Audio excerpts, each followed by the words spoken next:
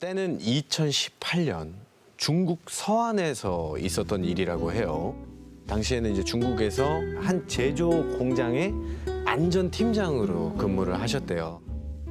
그러면 이제 아파트가 하나씩 숙소가 나온대요. 그렇죠. 방이 3개였고 여기에 남자 3명이서 사는 그런 숙소였는데 시험은 나쁘지 않네. 여기서 이제 몇몇 직원들은 이게 불편하면 개인의 사비를 지급하고 다른 숙소를 찾아서 구해서 지내기도 했는데 이 시영 씨 후배 호균 씨도 사비를 들여서 따로 숙소를 구했다고 합니다. 무려 그 숙소는 34평. 넓은데. 굉장히 혼자 여유가 있는 쓰기에는 분이네. 충분히 너무 크다. 넓고 심지어 지어진 지도 얼마 되지도 않았고 그리고 고층 아파트에 시세보다도 가격도 훨씬 저렴하게 잘 구했어요. 그래서 그 집으로 수상하게 들어가게 됩니다. 저렴하게 구했어. 싸며. 그렇게 2달이란 시간이 훌쩍 흐르게 됩니다. 오랜만에 만난 우리 호균 씨가 뭔가 좀 달라 보이는 거예요. 그 전에 내가 알던 그 호균이가 아니었어요. 키가 184에 몸무게가 85 정도 됐으니까 굉장히 호리호리한 이 체격이었는데 2달 사이에 적어도 10kg 정도는 빠져 보이는. 그리고 왠지 모르게 조용해지는 거예요. 사람이 차분해지고 어둡고 그리고 얼굴엔 생기가 하나도 없어지고. 그래서 호균아 너 뭐야 어디 아픈 거야? 왜 이런 거야? 왜 이렇게 살이 많이 빠졌어? 이렇게 얘기를 했는데 호균 씨가 잠을 잘 못 자서요. 그리고 그냥 툭 얘기를 던지고 갑니다. 요즘 좀 일이 힘들어가지고 그런가 보다 라고 생각을 하고 다음에 밥이나 함께 하자라고 이제 헤어졌죠. 이렇게 계속 찝찝한 상태로 있는데 호균 씨한테 마침 전화가 오게 됩니다. 별일 없으면 소주 한잔 하시죠? 라고 전화가 어느 날 걸려오게 돼요. 걱정하던 차에 잘 됐다 싶어서 그래 안 그래도 숙소 같이 쓰는 기주랑 같이 한잔하기로 했는데 그때 같이 보면 되겠다. 그러고 약속을 이제 정했대요. 오랜만에 만났으니까 얼마나 반갑고 얼마나 할 얘기가 많겠습니까. 그동안 어떻게 지내니 막 이런 재미난 얘기를 하고 있는데 유독 호균 씨만 아무 말 없이 술만 계속 무슨 일이 있다. 뭔 일 있나? 호균 씨 때문에 만났는데. 술잔만 말없이 계속 비우는 거예요. 분위기도 좀 전환할 겸 복작복작하게 우리 막 지내다가 좋은 집에서 혼자 사니까 너무 좋지? 하는데 호균 씨는 표정이 급격하게 어두워지면서 사실 다시 숙소로 돌아가려고 합니다. 지금은 집에서 나와서 호텔에서 지내고 있어요. 이렇게 말을 하는 거예요. 그 집을 비워뒀다는 건가? 두 사람은 호균 씨에게 굉장히 이상한 이야기를 듣게 돼요. 이사를 한 첫날부터 밤마다 가위를 눌리기 시작합니다. 이게 단순한 가위가 아니에요. 어떤 존재가 나타나서 목을 조르기 시작합니다. 그거 못 살아. 근데 더 기괴한 건 손으로 조르는 게 아니에요. 뭘로 줘라?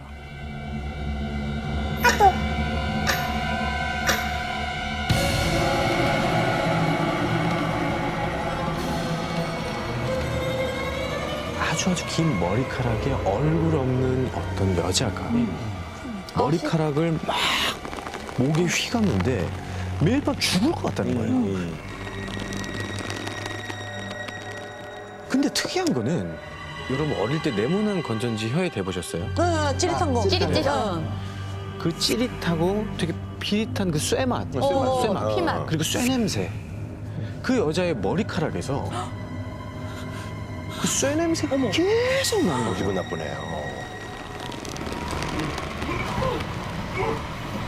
그 얘기를 들은 이 시영 씨가 황당하기도 했지만 얼굴을 보니까 이 겁에 질린 호균 씨의 모습이 너무 리얼하니까 이게 진짠가 긴가민가 했네요. 제가 내일 그 집에서 이삿짐을 좀 가지고 나오려고 하는데 도저히 맨정신으로는 못 들어가겠더라고요. 그래서 사실 같이 술 한잔 하자고 한 겁니다. 솔직하게 말을 하더라고요. 그 이야기를 듣고 있던 막내 기주 씨가 오늘 형 집에서 우리 셋이 같이 자고 그래, 그럼 되겠네. 거기서 잠을 자고 그치. 내일 짐을 같이 빼오면 되지 않겠어요? 이렇게 얘기를 합니다. 시영 씨도 얘기를 듣고 살짝은 겁이 나긴 했지만 세 사람이 함께 가게 됩니다. 이 넓은 거실에서 이제 셋이 둘러앉아서 술을 마시기 시작합니다. 근데 호균 씨가 집에 들어와서 술을 마시는 도중에도 잔뜩 긴장한 표정으로 계속 안절부절을 못하는 거예요. 계속. 어느 정도 이제 술 기운이 올라오고 호균 씨가 갑자기 여자가 올 때가 됐어. 누가 마시가래? 아니 그 여자가 올 때가 됐다고요. 무슨 소리야 지금? 아 우리 빨리 나가야 빨리 나가자. 야 어디가? 빨리 나가자고. 야이 시간에 막 가면 어디가?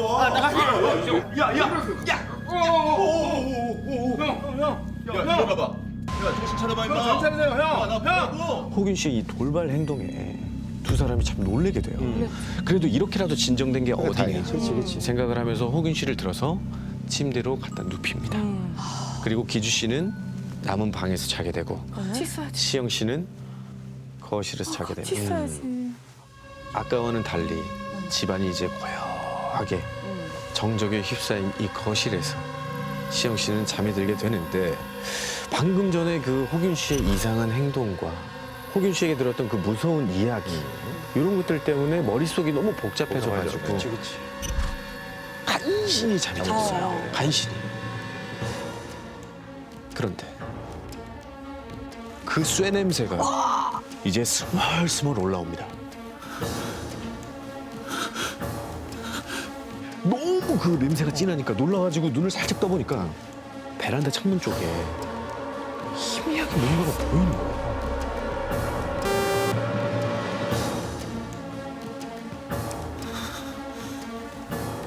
그때 갑자기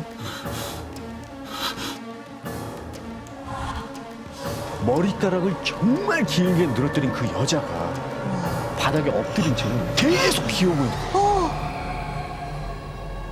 그걸 딱 보자마자 심장이 터질 것 같고 숨 막혀 죽을 지경이었대요.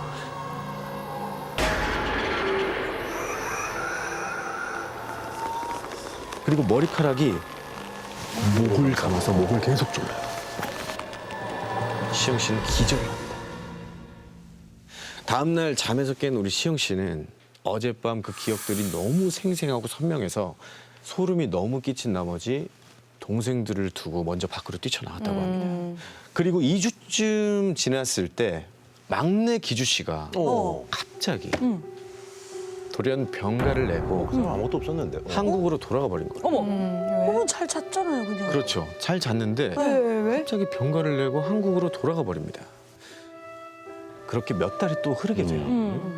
시영 씨가 휴가를 받아서 한국으로 돌아갔을 때 기주 씨에게 한 통의 전화가 옵니다. 죄송한데 소주 한 잔 할 수 있을까요? 라는 전화를 받게 돼요. 그렇게 만나서 둘은 안부를 나누다가 기주 씨가 형 우리 그 셋이 호균 형네 집에서 잤던 날 있잖아요. 형 본 거 없어요? 못 봤어요? 이렇게 물어보더래요. 근데 왠지 그날 일을 입으로 꺼내면 안 될 것 같아서 아무렇지 않은 척했답니다. 뭐 특별한 거 나는 없었는데 라고 넘어갔다고 해요. 근데 기주 씨가 하는 얘기가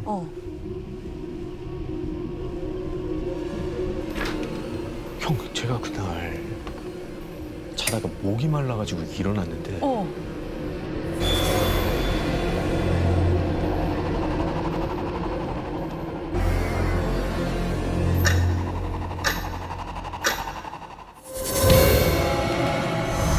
머리카락이 왔다 갔다 하는 거예요, 계속. 온 집을 헤집고 다니는 거예요. 그래서 기주 씨는 그날 밤 이후로 이게 예산일이 아니다 싶어서 겨우 수소문을 통해서 굉장히 소름 끼치는 진실을 알게 됩니다. 뭐야. 호균 씨가 이사 가기 전 그 집에는 30살 정도 되는 여자가 살았다고 해요. 근데 그 여자는 오랫동안 투병 중이었는데 병세가 악화되면서 머리가 다 빠진 거죠. 머리가 다 빠지고 그 모습을 보고 마음을 아파하던 어머니께서 그 칠흑같이 까맣고 윤기가 나는 가발을 사줬는데 결국 얼마 가지 않아서 그 여자가 그 집에서 죽게 됩니다. 아이고. 근데 죽는 그 순간까지